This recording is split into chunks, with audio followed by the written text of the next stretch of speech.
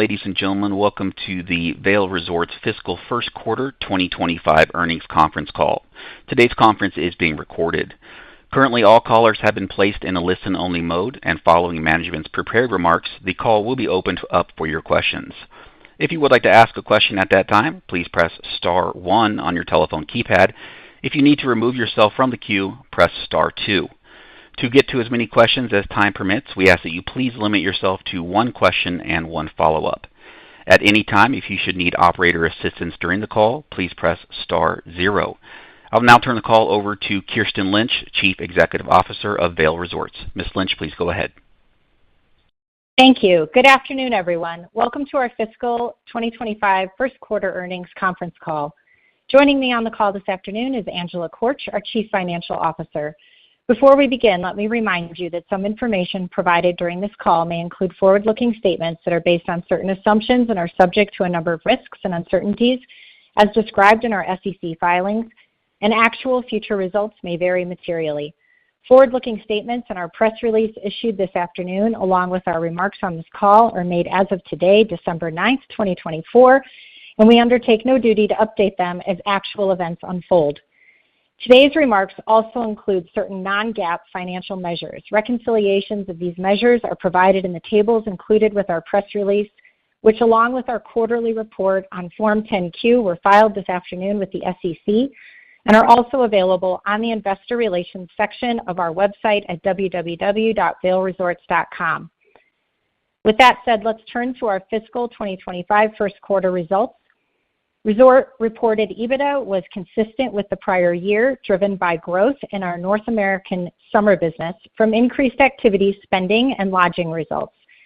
This growth was offset by a decline in resort reported EBITDA of $9 million compared to the prior year from our Australian resorts due to record low snowfall and lower demand, cost inflation, the inclusion of Crown Montana, and approximately $2.7 million of one-time costs related to the 2-year Resource Efficiency Transformation Plan and $0.9 million of acquisition and integration-related expenses. Moving on to our Resource Efficiency Transformation Plan, regarding the company's 2-year Resource Transformation Plan, which was announced last quarter, Vail Resorts continues to make progress against the plan. The 2-year Resource Efficiency Transformation Plan is designed to improve organizational effectiveness and scale for operating leverage as the company grows globally. Through scaled operations, global shared services, and expanded workforce management, the company expects $100 million in annualized cost efficiencies by the end of its 2026 fiscal year. We will provide updates as significant milestones are achieved. Turning now to our 2024-2025 North American season pass sales and early season indicators. Our season pass sales highlight the compelling value proposition of our pass products and our commitment to continually investing in the guest experience at our resorts. Over the last 4 years, pass product sales for the 2024-2025 North American ski season have grown 59% in units and 47% in sales dollars.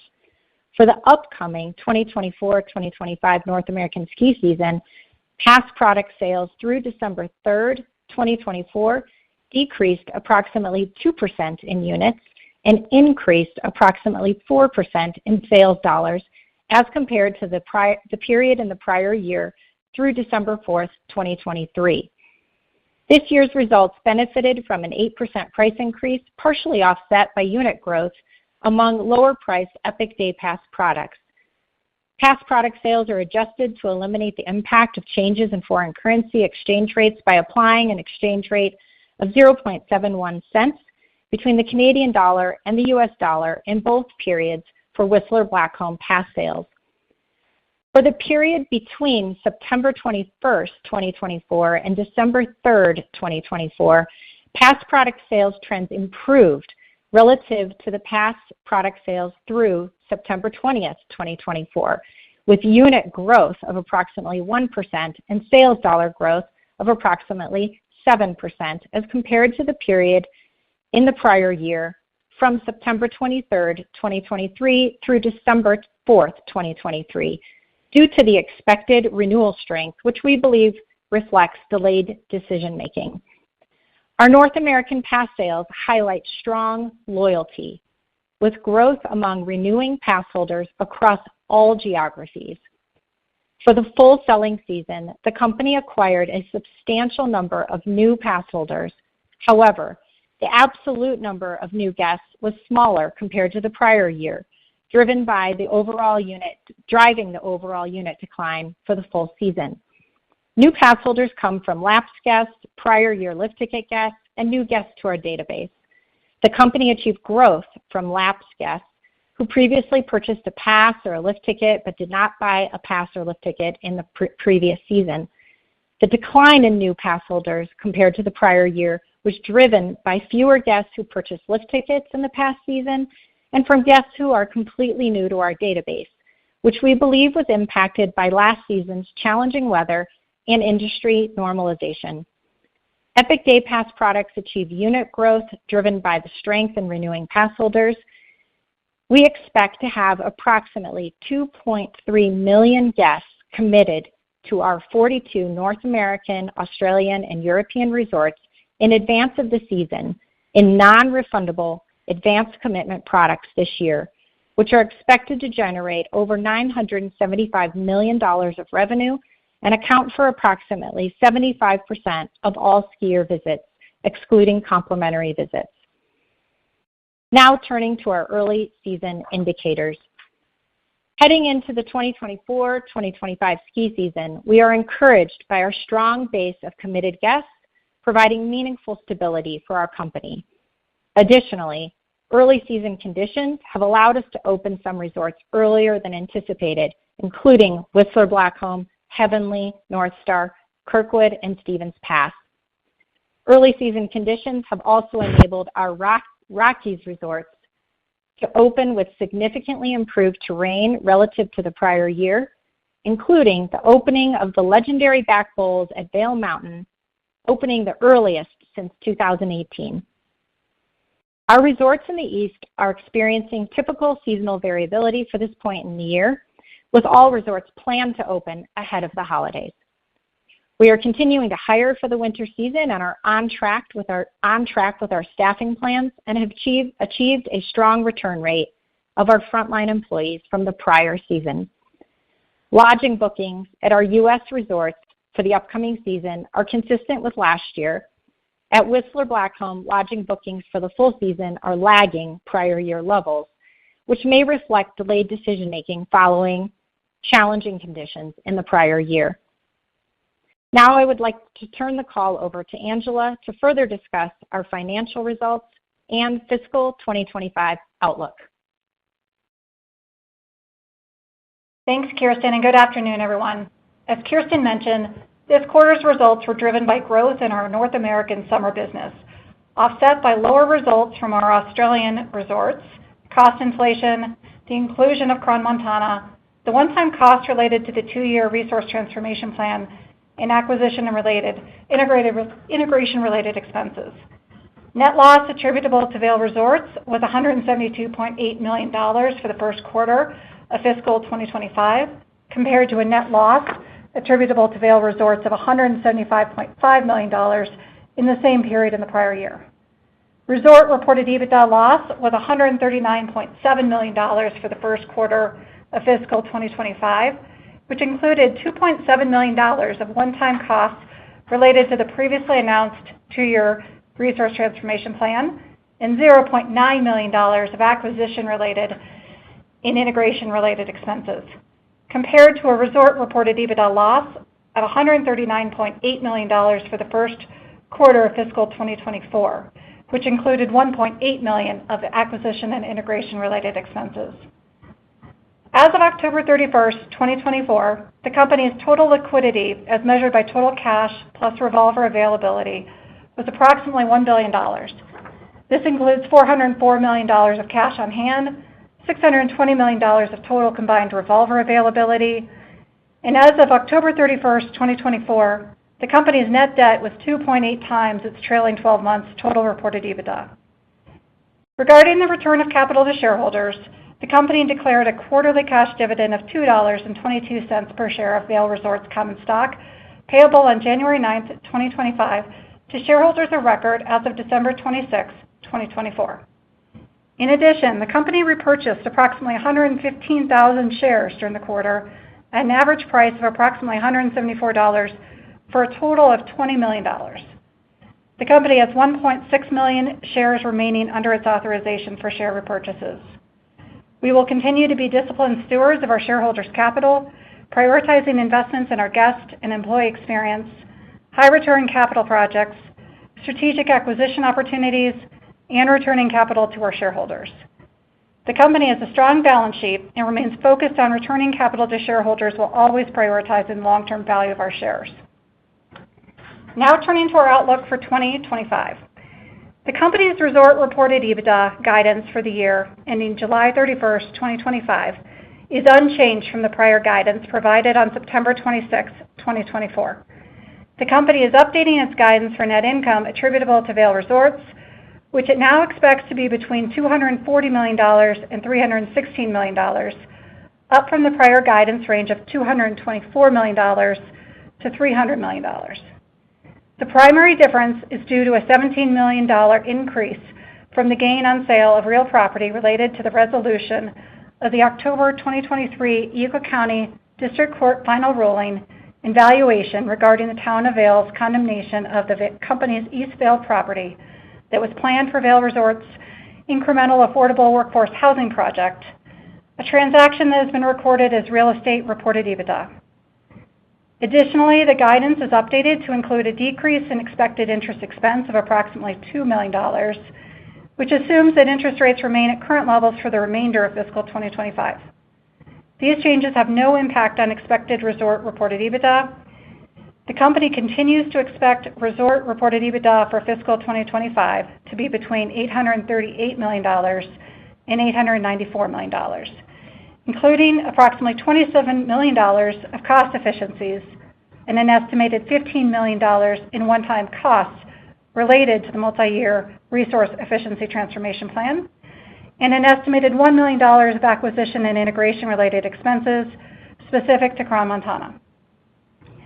As compared to fiscal 2024, the fiscal 2025 guidance includes the assumed benefit from a return to normal weather conditions after the challenging conditions in fiscal 2024, more than offset by a return to normal operating costs and the impact of continued industry normalization impacting demand. Additionally, the guidance reflects the negative impact from the record low snowfall and related shortened season in Australia in the first fiscal quarter of 2025, which negatively impacted demand and resulted in a $9 million decline of resort reported EBITDA compared to the prior year period. After considering these items, we expect resort reported EBITDA to grow from price increases in ancillary spending, the resource efficiency transformation plan, and the addition of Crans-Montana for the full year. The guidance also assumes a continuation of the current economic environment, normal weather conditions for the 2024-2025 North American and European ski season, and the 2025 Australian ski season, and the foreign currency exchange rates as of our original fiscal 2025 guidance issued September 26, 2024. Foreign currency exchange rates have experienced recent volatility. Relative to the current guidance, if the currency exchange rates as of yesterday, December 8, 2024, of 71 cents between the Canadian dollar and US dollar, 64 cents between the Australian dollar and the US dollar, and $1.14 between the Swiss franc and the US dollar were to remain at those levels for the remainder of the fiscal year, the company expects this would have an impact on fiscal 2025 guidance of approximately negative $5 million for resort reported EBITDA. Now I'll turn the call back over to Kirsten. Thank you, Angela. Vail Resorts is committed to enhancing the guest experience and supporting the company's growth strategies through significant capital investments.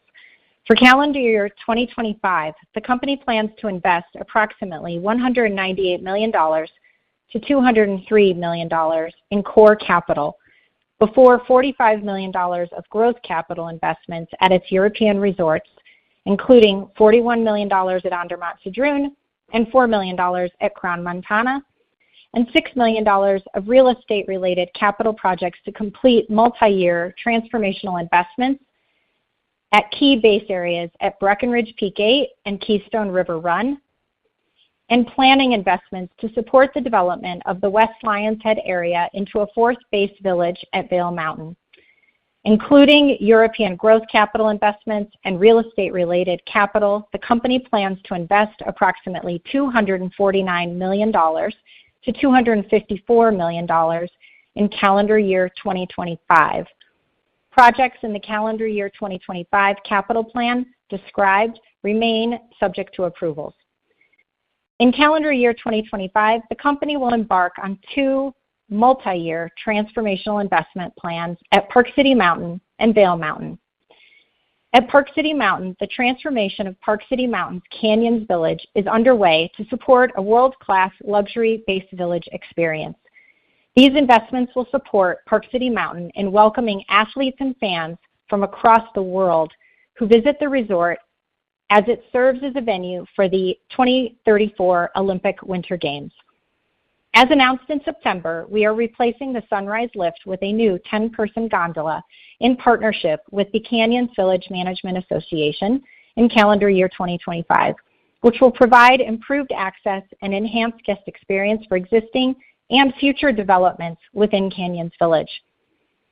The company also plans to enhance the beginner and children's experience by expanding the existing Red Pine Lodge restaurant to upgrade the dining experience for ski and ride school guests, and by improving the teaching terrain surrounding the Red Pine Lodge. These investments are further supported by the construction of the Canyons Village parking garage, a new covered parking structure with over 1,800 stalls being developed by TCFC, the master developer of Canyons Village, which is expected to break ground in spring 2025. Planning of additional investments at Park City Mountain across the mountain experience is underway, and additional projects will be announced in the future.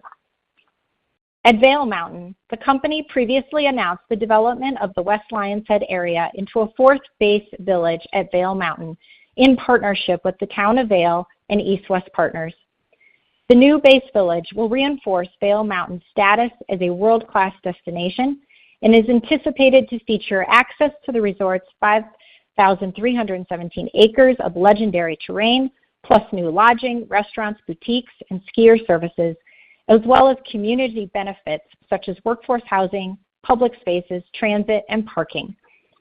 In addition, the company is developing a multi-year plan to invest in base area improvements, lift upgrades, and across the beginner ski and ride school and dining experiences. In calendar year 2025, the company is planning to renovate guest rooms and common spaces at its luxury Vail Hotel, the Arabelle, at Vail Square. Additionally, in calendar year 2025, the company plans to invest in real estate planning to develop the West Lions Head area. In addition to embarking on two multi-year transformational investment plans, the company is planning significant investments across the guest experience in calendar year 2025.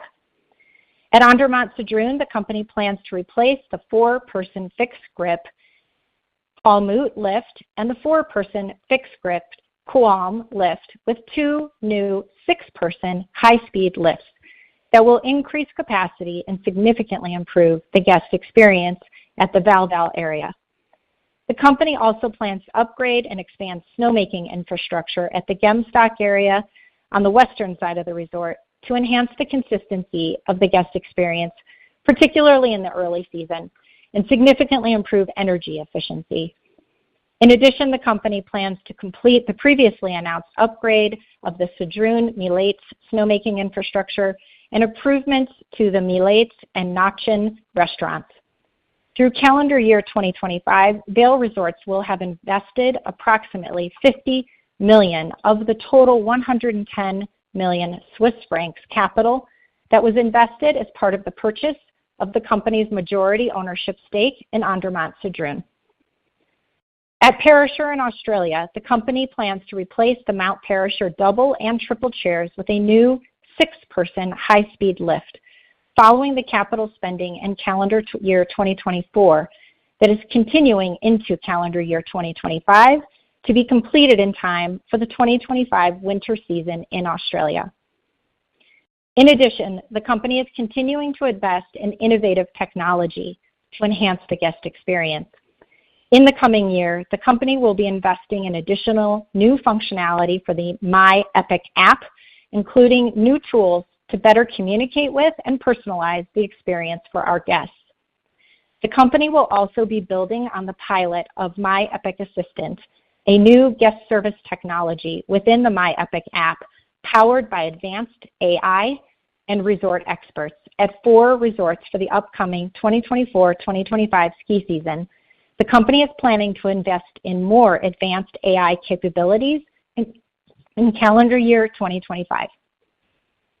To support the dining experience, the company plans to invest in physical improvements to dining outlets at its largest destination resorts to improve throughput.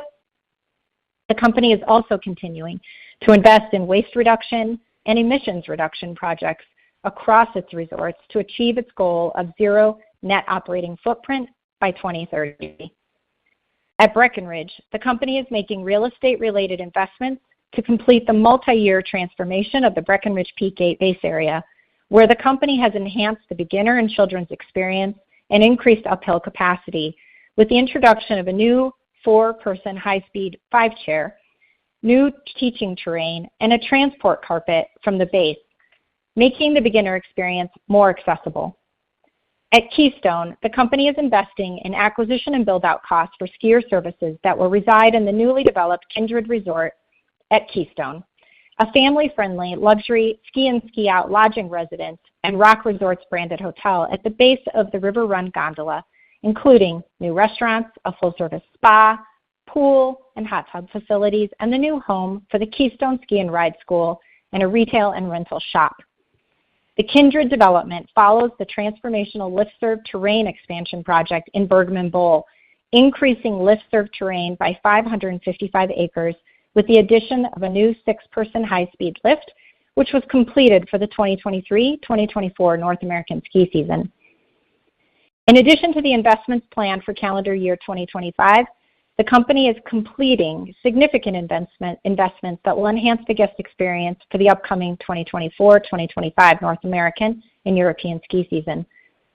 As previously announced, the company expects its capital plan for calendar year 2024 to be approximately $189 million to $194 million, excluding $13 million of incremental capital investments in premium fleet and fulfillment infrastructure to support the official launch of My Epic gear for the 2024-2025 winter season at 12 destination and regional resorts across North America, $7 million of growth capital investments at Andermatt-Sedrun, $2 million of maintenance, and $2 million of integration investments at Crans-Montana, and $3 million of reimbursable capital.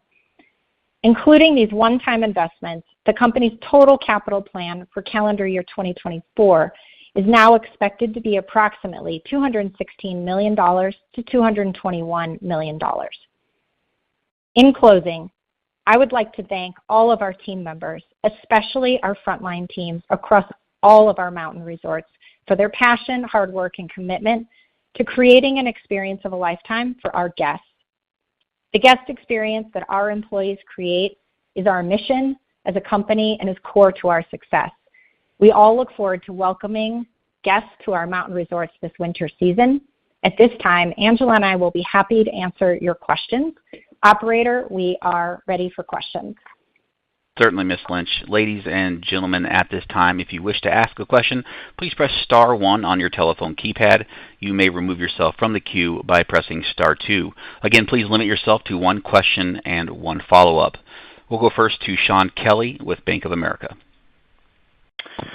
Hi, good afternoon, everyone. Hi, Kirsten and Angela. Maybe if we could just start, I'm kind of curious, obviously, the season's off to a very good start on the weather front, it sounds like, and, built into the guidance is some, behavioral normalization that you've called out a number of times. Could you just give us your sense on, kind of what you're seeing so far? I know it's extremely early, and early season visit patterns don't always reflect the destination guest, but just what are you seeing so far in terms of, kind of behavior for the resorts that are open? Kind of how are you feeling about, just that activity level thus far, given what you can see through Thanksgiving? Thanks. Thanks for the question, Sean. I think a couple of indicators to look at. One is pass sales, obviously. We're very pleased with the outcome of our pass sales and the improvement in the growth rates in the final selling period to get to 2% decline in units and up 4% in sales dollars. So that's over 2.3 million guests that are committed coming to our resort. So that's a strong indicator for us. The early season conditions are very encouraging, and especially being able to open some of our resorts early. The other indicator is lodging that we're looking at, and U.S. lodging in the market data, in the markets where our resorts we see are consistent. The lodging booking data is consistent with prior year levels for the full season, better than pre-COVID levels. And then Whistler Blackcomb, as I mentioned in the opening remarks, those bookings are lagging prior year and pre-COVID levels. Our owned and operated lodging, we have more recent data on that, and we are seeing that slightly above prior year. And all of those indicators seem to be improving as we're getting closer to the season, but we're really looking at all of that in totality, the strong conditions, where we landed on pass sales, and then the lodging indicators. So as a result, we are holding guidance at this time. Fantastic. And then maybe just as my follow-up, Whistler's come up in a couple of the conversations and questions since the release. Mm-hmm. Could you just talk about the sort of overall exposure there? If that were to stay where it's at, is that enough to be a risk to guidance? Or when you kind of put all those other pieces in, and especially, if the snow conditions remain where they are, is there enough, local visitation and other things that can offset that, and that's not something we need to be, overly worried about at this point in the season?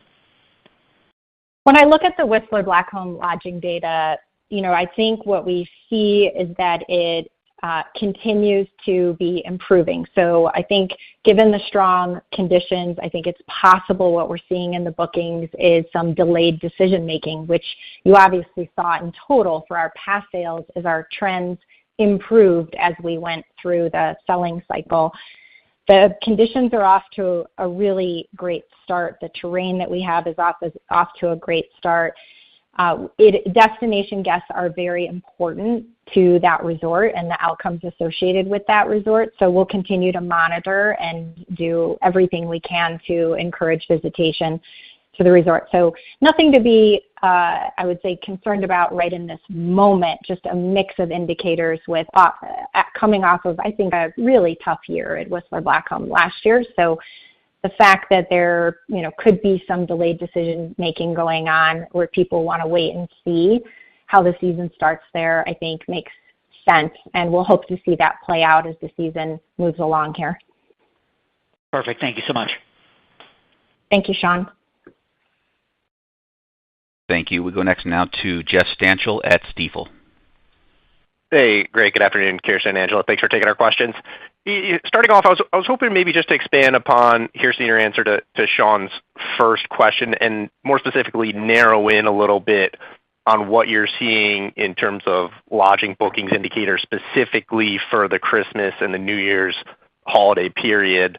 And as a corollary to that, have you seen sort of the bookings trends or the bookings pace accelerate in those markets that have experienced, we'll say, some favorable early season snowfall? Have you seen the bookings pace accelerate in those markets for that holiday period? Hi, Jeff. Thanks for the question. As we track the market data for our resorts in the U.S., as well as the market data for Whistler, and then we look at our owned and operated, we are consistently seeing, as time moves closer here to the season, that there are improvements in the bookings. In total, for the market data for our U.S. resorts, we are seeing above pre-COVID in occupancy or bookings and pretty consistent with prior year. I think we've seen those improvements also happening during the key holiday periods.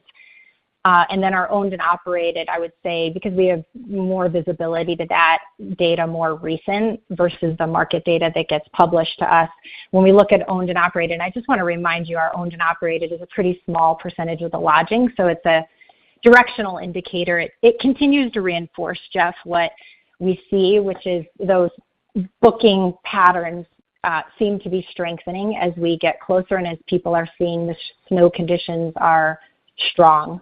So yes, we are definitely seeing it moving in that direction and hope to see that momentum continue.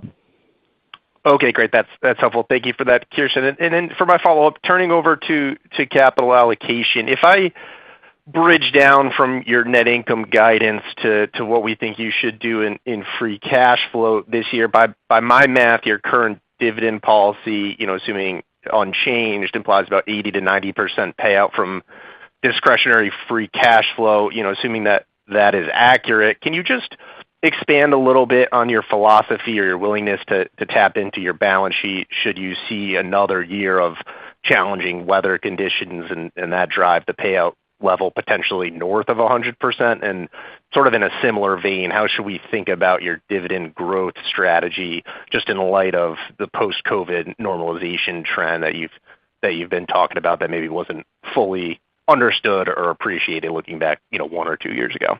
And that's all for me. Thanks. Thanks, Jeff. It's Angela. I'll take this one. And yeah, we always look at our dividend and really all of our capital allocation alternatives. We're constantly looking and reevaluating that.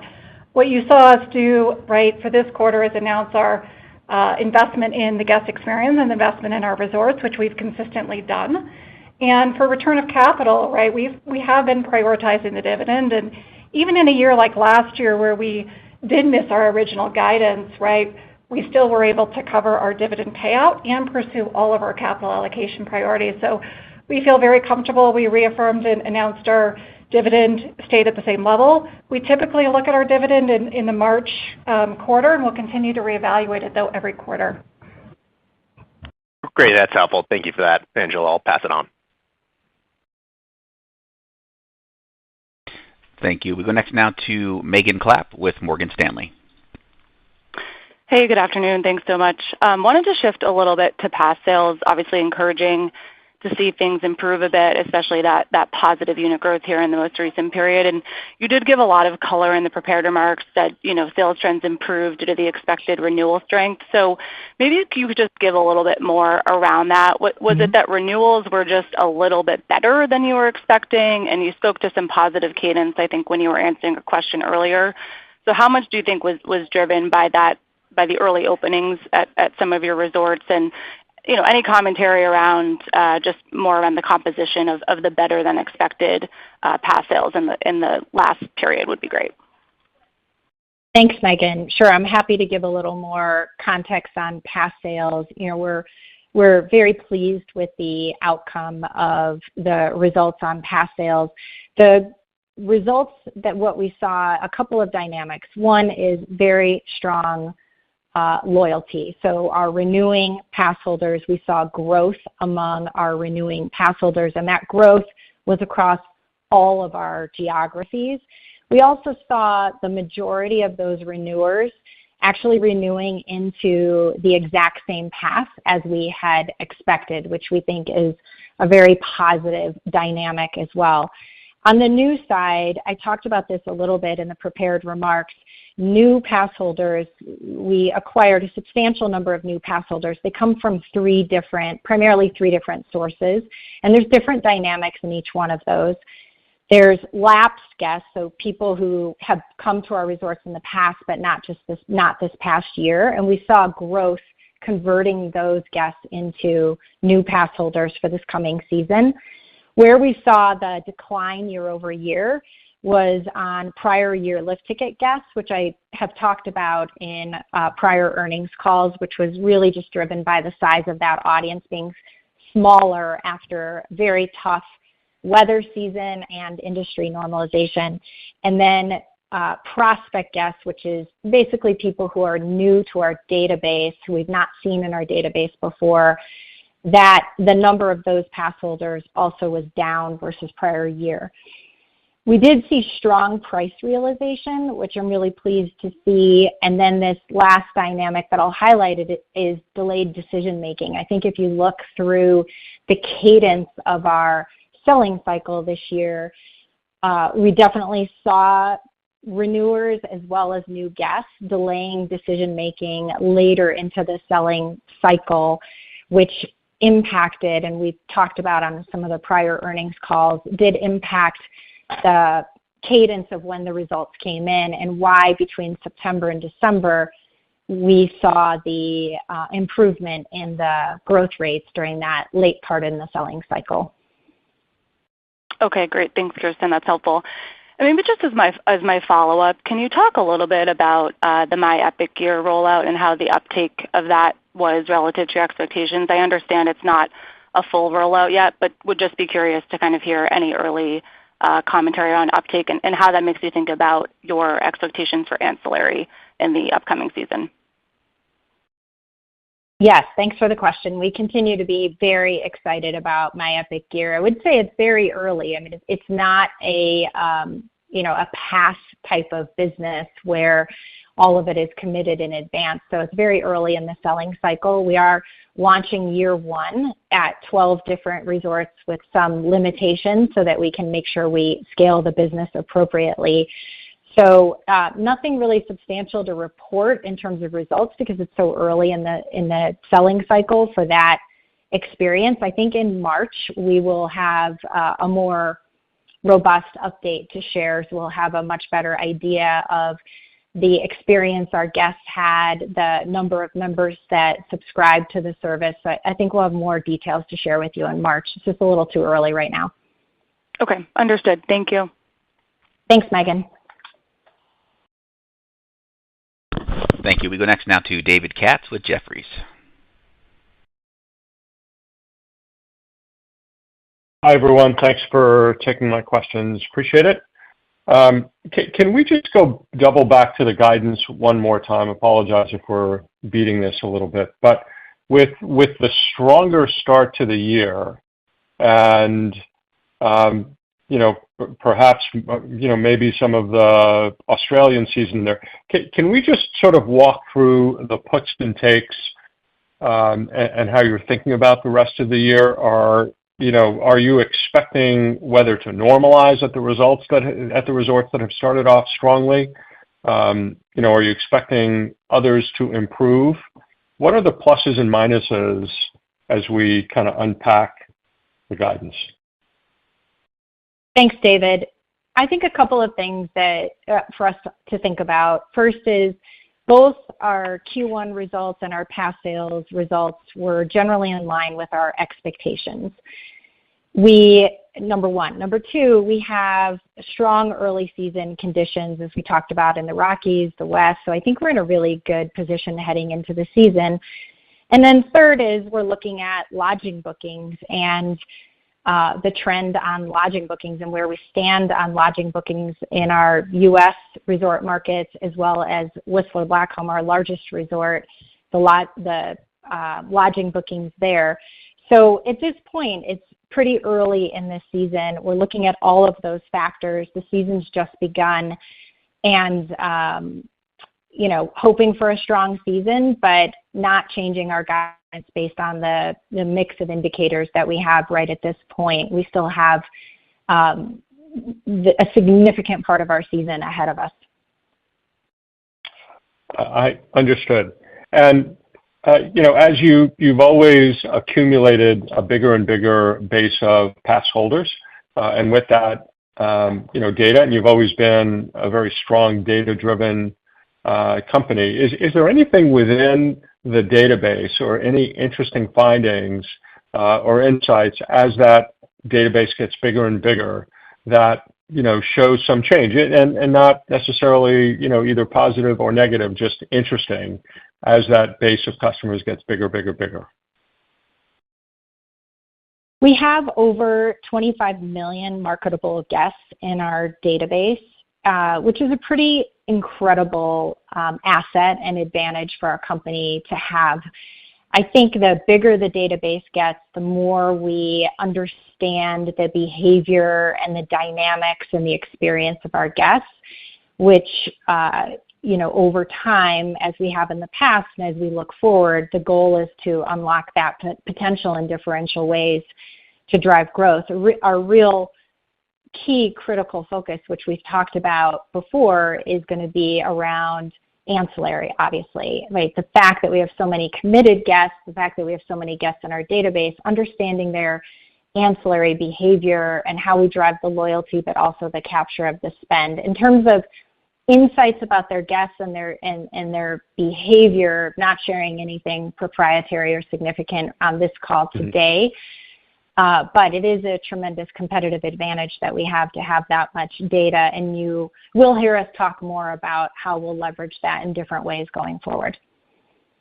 I appreciate that. Congrats on the quarter. Thanks. Thanks, David.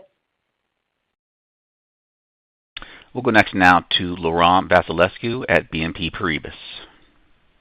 Good afternoon. Thanks very much for taking my question. Kirsten, I think it was mentioned in the prepared remarks that the Epic Day Pass units grew. Can you maybe unpack that a bit? How much did it grow? What drove the growth? And then was there any trade down due to the macro environment? Thanks, Laurent. Epic Day Pass, I'll talk about trade down first. As I shared, within our renewing pass holders, we saw the majority of those pass holders renew into the same pass as last year, which is what we expected. We always have trade up, trade down, but there was nothing that was unusual or different than what our expectations were, and the net migration between those two was relatively consistent with the last couple of years that we've seen on pass, so nothing unusual there, which I think is actually quite encouraging. Epic Day Pass is like our entry-level opportunity to bring in new pass holders. So we see growth there because we're attracting new guests into that pass. And then what we expect to do over time is encourage those guests to move up either in resort access or the number of days. So I'm always pleased to see that product growing. And what you see in the differential in the units and our unit performance and our dollar sales performance reflects that we saw really strong price flow through this year for the full selling cycle, which I'm also pleased to see. Okay, very helpful. And then on the $100 million transformation plan, $27 million of it for this year, curious to know two things. Where should we start seeing that through the OpEx lines as you achieve these milestones? And in terms of upcoming milestones, any time frame that we should consider? I know this year is a smaller number versus next year, but should we assume that next milestone is after the ski season? Is that a fair assumption into spring next year? Hi, Laurent. Yes, the transformation plan overall, the total $27 million for this year before the one-time expenses is expected to grow to $67 million for next year. The places that you'll see that show up in the P&L really come through on labor primarily, both through the general and administrative expenses, and then also at labor that you'll see on the mountain and lodging side. And in terms of milestones, we'll continue to provide updates as we get through kind of the fiscal year, and then into the coming year, we'll continue to keep you updated on the progress. Very helpful. Thank you very much, and best of luck with the start of the season. Thanks, Laurent. Thank you. We go next now to Chris Woronka at Deutsche Bank. Hi, good afternoon, Kirsten and Angela. So I'm curious, Kirsten, you've mentioned a few times now that you're going to have a number of new skiers in the network this year, as you always do. As you look back to prior years, is there any consistency in how they perform on ancillary, whether it's ski school dining or hotel? Is there any discernible patterns? Just trying to figure out if we can expect the same level of, incremental contribution from the new pass holders you get. Thanks. Thanks, Chris. Well, what you saw last year at the end of, even after a tough season last season with challenging weather and the normalization, we had really strong spend per guest results, which is really encouraging because we're attracting the guests that wants to spend and experience those ancillary businesses. As we look at, there are some differences between how and when destination guests spend versus local guest spend, but the real key for us is our capture and our ability to innovate. And what you see us doing with My Epic Gear is really trying to innovate a business that has not innovated in decades, which is how people get their gear. And it's early days for My Epic Gear because it's year one for us in launching that. But that innovation is really critical because we believe that we can unlock differential growth in ancillary through innovation as well as the investments we're making. So that's what I would hope that you should be able to see. When we attract new guests into Epic Day Pass, those tend to orient more toward destination guests, not locals. And so that is a guest that has a strong spend in ancillary historically. Okay. Thanks, Kirsten. And as a follow-up, if I could, to the extent that you may end up having a even better than expected season if the weather cooperates, how confident are you on the staffing side that you A, have enough, and B, that the costs wouldn't dramatically exceed what you expect currently? I am very confident in our staffing plan right now. We are on track to achieve that staffing plan, and we also have really been successful, Chris, in increasing our return rate among our frontline teams from season to season to season, achieving historic highs in return rate. And the reason why that's so important is because they are the ones that deliver the guest experience. And so it makes our execution of the guest experience so much stronger. And it also obviously drives efficiency in training and onboarding because we have a high percentage of returning staff. So I'm feeling very confident and do not have concerns on the staffing side. Okay, great. Thanks, Kirsten. Thanks, Chris. We'll go next now to Ben Chaiken at Mizuho. Hey, two somewhat high-level questions. I guess first, the essence of the Epic Pass historically obviously is an irrefutable price value. However, with lodging ADRs up 40 to 60% versus 19 in some cases, that changes the calculus for your destination visitor. I guess how much time do you spend, Kirsten, thinking about the degree to which lodging is or isn't a limiting factor? And then related, is there any part of you that wants more lodging exposure in order to control the entire experience and price value? I guess why or why not? Then I have one follow-up. Thanks. Thanks, Ben. We are really fortunate that we have some incredible lodging partners in our resort destination. And so while I'm proud of our owned and operated lodging portfolio, we are also really pleased to have some big names in lodging that drive guests to our resort destinations and create a really appealing experience for guests to have those options and different tiers of lodging. So I'm very pleased with where we are in terms of the portfolio of what we own versus the rest of our lodging partners. And then your first part of your question, can you reiterate that again, Ben? No, I think you captured it all. This works. I guess just moving on to the second one, skiing clearly was one of the leisure sectors that received a benefit from the pandemic for a variety of reasons. As you reflect on the pandemic, in retrospect, do you think this limited your ability for M&A over the last 2 or 3 years, given what I would suspect was a disconnect in elevated earnings and multiples? And then do you feel any better about it today, given what you've described as a COVID normalization? Thanks. So many of the assets in this industry are, they don't trade very frequently. They're very unique and special. There's really not new supply that comes on, which is a really great benefit that we have in this industry. We have been successful during this post-pandemic period in advancing our strategy to grow in a huge market in Europe by acquiring a stake in the Andermatt-Sedrun, as well as acquiring Crown Montana. So I'm really pleased with the progress that we've made there. Hard to say if things are going to change or there's going to be more families or owners of assets that want to make transitions. So it is a more challenging acquisition market to forecast in the ski industry.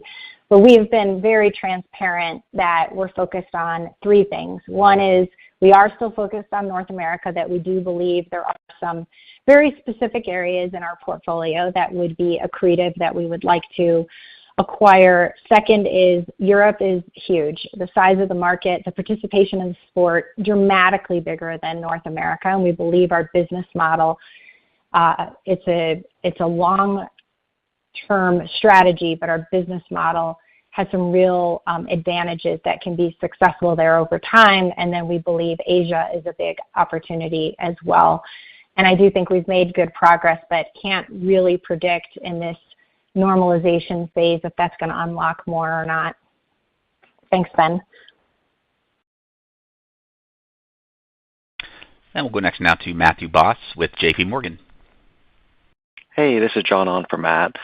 Just going back to the start of the ski season, when you look at November and kind of early December trends, how is visitation kind of versus ancillary spend? And then multi-year, how are you thinking about this normalization headwind on the participation rate relative, to like new pass growth?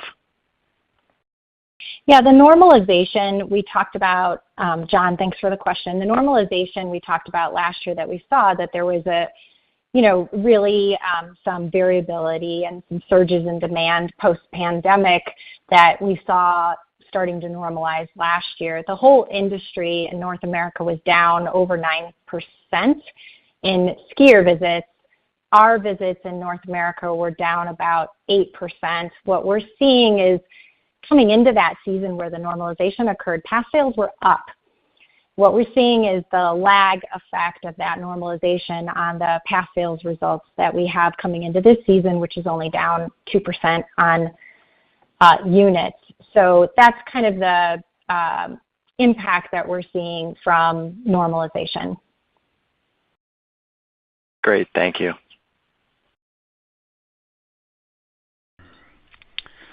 And we'll go next now to Arpine Kocharian at UBS. All right. Thank you so much for taking my question, and good evening. Your pass penetration is already at that 75% of visitation, and I think you've previously talked about how you plan to take that higher to perhaps higher than 65% of revenue mix.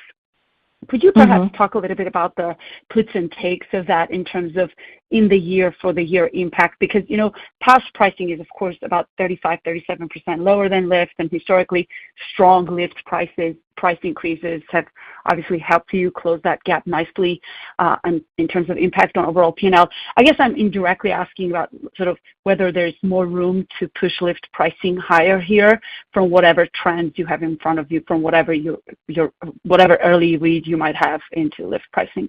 Thank you, and I have a quick follow-up. Okay, if I'm interpreting your question correctly, there's a couple of areas that we still see for growth, and we are still very focused on that vision that you just articulated in terms of what we're trying to achieve is the percentage of our lift revenue that's committed in advance. And there's a couple of areas that we think are still opportunities. Obviously, we still have lift ticket guests that our goal is to convert them into a pass.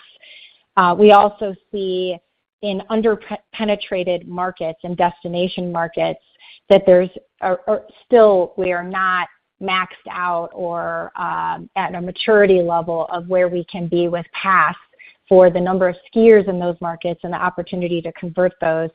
And then there's the database, which we have, over 2.3 million pass holders, but we have over 25 million marketable guests in our database. And so the key for us is how do we connect with them in a relevant way and bring them in to our network of resorts. So those are all opportunities for growth.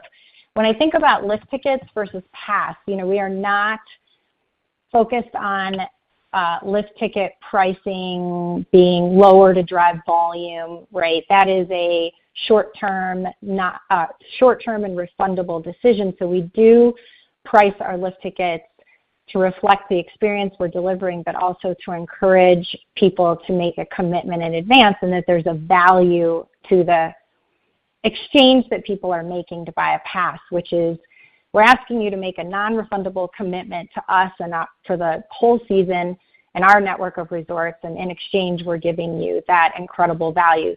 Every year we look at the price elasticity data and the behavioral data that we have to decide what are the resort lift ticket prices going to be and what are the pass prices going to be. Right now, where we landed coming into this season with our pass results and where we are on lift ticket pricing, I'm very pleased with the balance that we have between those two. And I think one last thing I'll just mention to remind people, because people often think about lift ticket prices and they think about Vail Mountain, is we have a really large portfolio, 42 owned and operated resorts that cover a very wide spectrum of different types of skiers and different price points as well. But we look at it constantly and adjust when we see data or behavior that we think we need to make adjustments to our approach. Thank you very much. And then one quick one. I know you haven't given guidance on this outside of CapEx, but whatever you could share directionally would be helpful. I was wondering if you could detail what kind of OpEx you are including in your guidance for 2025 for My Epic Gear. Anything directionally would be helpful. Hi, Arpine. We do not disclose what we're including in there for OpEx related to this. As we talked about, it is early. This is our first year of rollout. We have a lot of the infrastructure already in place. So if you think about what we're doing to drive this incremental business, right, you can think about that in terms of the capital that we announced, but then on the operating expenses, there'll be some incremental variable costs that will come with delivering that experience, but we haven't provided specific guidance. Got it. Thank you very much. I'll just build on that to reinforce the point that this is a brand new business model that doesn't exist really in the ski industry right now. So obviously there is an awareness and a trial and conversion plan associated like there would be with any business. But we are also quite fortunate, as Angela said, that we're already heavily in the gear business in rental and retail and have substantial infrastructure. So really connecting the existing infrastructure we have and utilizing it in a different way to deliver a completely different business model we're focused on. Thank you very much. Thank you. Thank you. We'll go next now to Paul Golding at Macquarie Capital. Thanks so much. Just a quick question to start with on Australia. Just wanted to separate the commentary around the performance over this past season. It seemed like there was a comment in the press release about lower demand, and just wanted to understand where that's coming from. Is that just comping the normalization as they were a season behind post-COVID, or is that relating to some other structural dynamic there? Thanks, Paul. This past season, winter season in Australia, we had historic challenging weather conditions and snow conditions, so that really impacted the demand at the Australian ski resorts.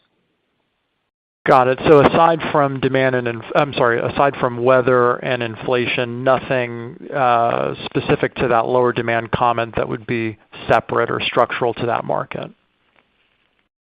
No, that's what we were referring to. We were talking about going into the season. We knew that passes were impacted, obviously, on the demand side, and then the conditions on top of that were a compounding factor for the winter in Australia. Got it. Thanks, Angela. And then another question around this delayed decision-making due to prior year weather. Just wondering if there are any other levers left to overcome some of this delayed decision making, aside from the natural escalators that you have in past price and better weather conditions in the preceding year, obviously, which wouldn't have you in the delayed decision making situation with some of the resorts. So just wondering, any other levers you have that you're considering, whether it's bundling or something on the lodging front or otherwise, to help give more visibility earlier in the selling season to what season dynamics might look like? Thank you. Thanks, Paul. Yeah, ideally, we would love to have, all of our pass holders committed in the spring. And we've been quite successful over time in moving a behavior that used to occur 1 or 2 weeks before someone decided to show up on their ski vacation, and moving that earlier and earlier in the selling cycle. This year, as you noted, we did see some delayed decision making coming off of a tough season. So as we head into next year's pass sales, we always do a situation assessment on the business: what worked, what didn't work, what are the things that we want to change. And that is a dynamic, Paul, that we always look at, which is, well, what are the different incentives for our guests to commit as early as possible? Does anything need to change? Obviously, those passes for the following season are not going on sale yet, so I'm not going to divulge any of the things that we're thinking about, but we do look at it every year, and we're constantly striving to pull that decision making and make it worthwhile for our guests to want to commit to us as early as possible. More to come on that. Great, thanks. Thank you. And we'll take our final question today from Brandt Montour of Barclays.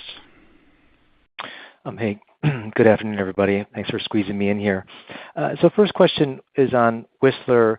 Kirsten, I want to make sure I'm just not reading too deep into your comments about destination guests being important here.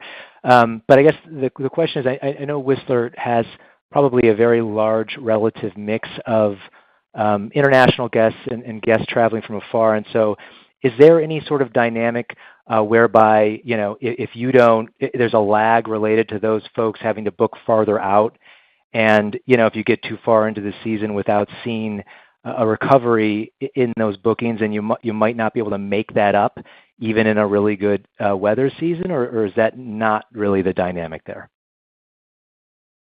I can't say I'm anticipating anything like that right now. The fact that Whistler Blackcomb is off to such a great start with the amount of terrain that's open, the snow conditions. Last season was a tough season at Whistler Blackcomb, so getting out of the gates really strong early here.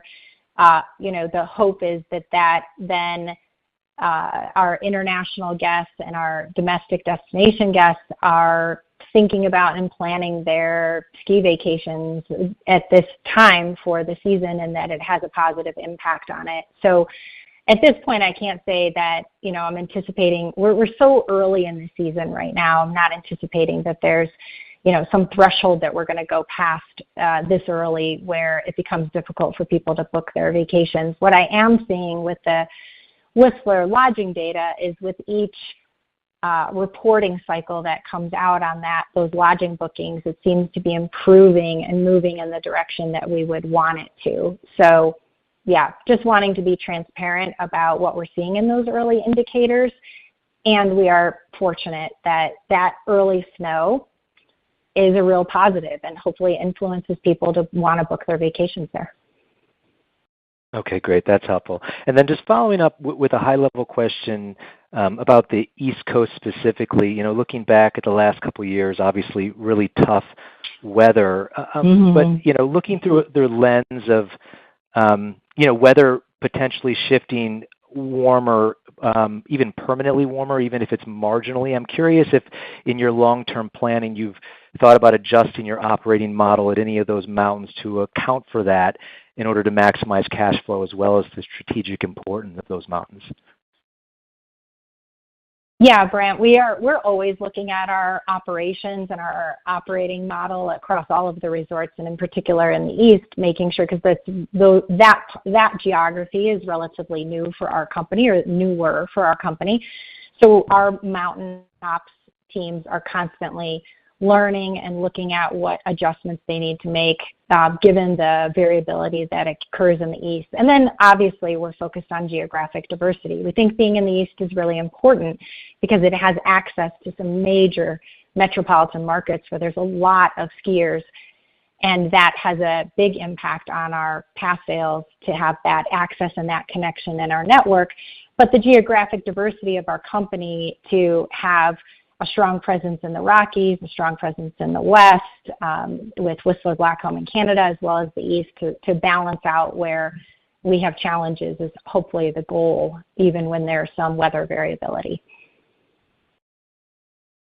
Great. Thanks, everyone. Thanks, Brant. That is all the time we have for questions today. Ms. Lynch, back to you for any closing comments. Thank you, operator. This concludes our fiscal 2025 first quarter earnings call. Thanks to everyone who joined us today. Please feel free to contact Angela or me directly should you have any further questions. Thank you for your time this afternoon, and goodbye. Thank you, Ms. Lynch. Again, that does conclude today's Vail Resorts fiscal first quarter 2025 earnings conference call and webcast. You may disconnect your line at this time and have a wonderful day. Goodbye, everyone.